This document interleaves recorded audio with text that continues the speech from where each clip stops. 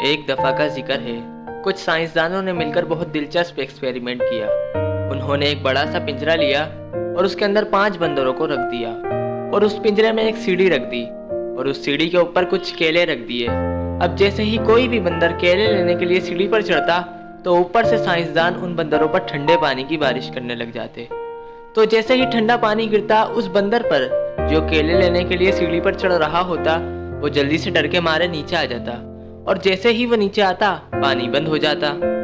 پھر دوبارہ سے کوئی دوسرا بندر سیڑھی پر چڑھتا ان کیلوں تک پہنچنے کے لیے تو دوبارہ سے ٹھنڈے پانی کی بارش ہو جاتی۔ وہ بندر جیسے ہی نیچے آتا بارش بند ہو جاتی۔ تو بندروں نے اس کا مطلب یہ نکالا کہ جیسے ہی کوئی سیڑھی پر چڑھتا ہے تو اوپر سے ٹھنڈا پانی گرتا ہے۔ اب جیسے ہی کوئی بندر ان کیلوں کو لینے کے لیے سیڑھی پر چڑھتا تو باقی کے بندر اس کو پکڑتے، اس کو مارتے، پیٹتے اور نیچے گرا دیتے۔ پھر دوبارہ کوئی اور بندر کوشش کرتا تو اس کے ساتھ بھی یہی کرتے۔ اب ان سائنٹسٹ نے ان 5 بندروں میں سے ایک بندر کو باہر نکالا اور اس کی جگہ ایک نئے بندر کو پنجرے میں ڈال دیا۔ اب اس نئے بندر کو نہیں پتا تھا کہ یہاں پر کیا کھیل چل رہا ہے۔ اب جیسے ہی اس نئے بندر کو سیڑھی کے اوپر وہ کیلے نظر آئے تو وہ فوراً ان کو اٹھانے کے لیے سیڑھی پر چڑھ دوڑا۔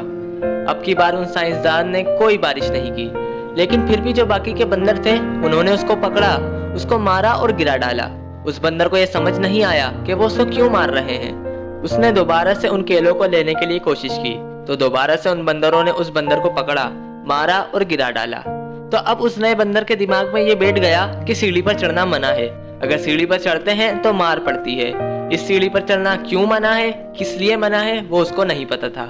بس اس کے دماغ میں یہ بیٹھ گیا کہ اس سیڑھی پر چڑھنا منع ہے اور اگر کوئی چڑھے تو اس کو مارنا ہے۔ اب ایک دفعہ پھر ان سائنسدانوں نے ان پرانے 4 بندروں میں سے ایک بندر کو پنجرے میں سے نکالا اور اس کی جگہ ایک نئے بندر کو پنجرے میں ڈال دیا۔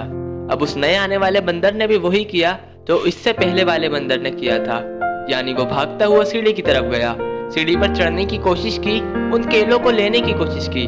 باقی کے 4 بندر اکٹھے ہو گئے، انہوں نے مل کر اس کو مارا، پیٹا اور گرا دیا۔ اس کو کچھ سمجھ نہیں آیا، اس نے دوبارہ سے سیڑھی پر چڑھنے کی کوشش کی اور دوبارہ سے اس کے ساتھ وہی ہوا۔